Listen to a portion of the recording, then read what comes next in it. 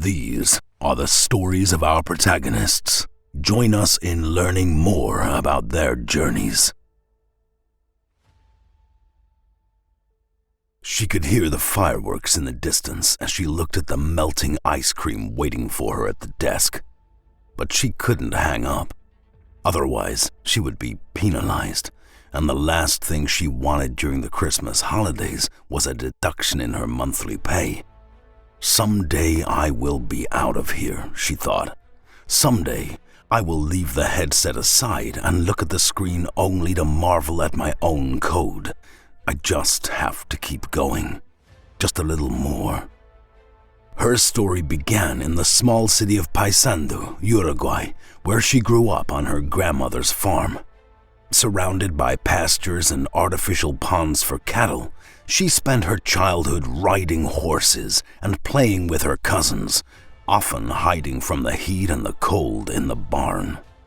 She later moved to Minas, in the hills of the few mountains that sprinkle the Uruguayan prairie. She was within walking distance of a Buddhist temple, an oddity hidden in the heart of a mostly Catholic country. She felt at peace there, surrounded by spirituality and a love for nature. So how did this country girl fall in love with computers?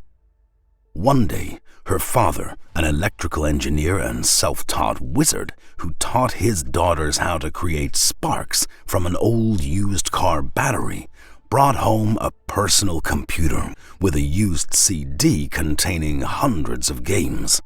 Tomb Raider, Doom, and Unreal Tournament 99 GOTY. From that moment on, she was forever in love. She wanted to understand how it was possible, who made these games, and how do they even work. And that's how she ended up studying engineering. Sending her to college came at a huge economic cost for her parents, but they were well aware of her passion and never ceased to promote it. Now, she always wanted to help. So by the time she got into college, she'd already been working for a few years, fixing electronic dashboards at factories.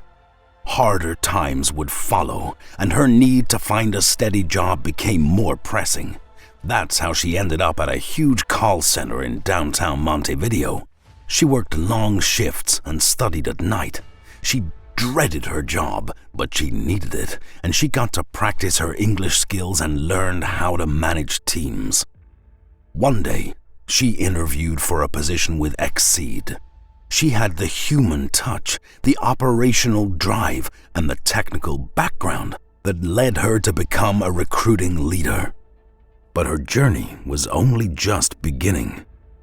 She graduated as a systems analyst and is now well on her way to becoming a full-fledged engineer. And she is now starting to code as a junior developer. We are proud of her, and we hope we can all have just a little bit of her drive and passion. She is a part of Exceed.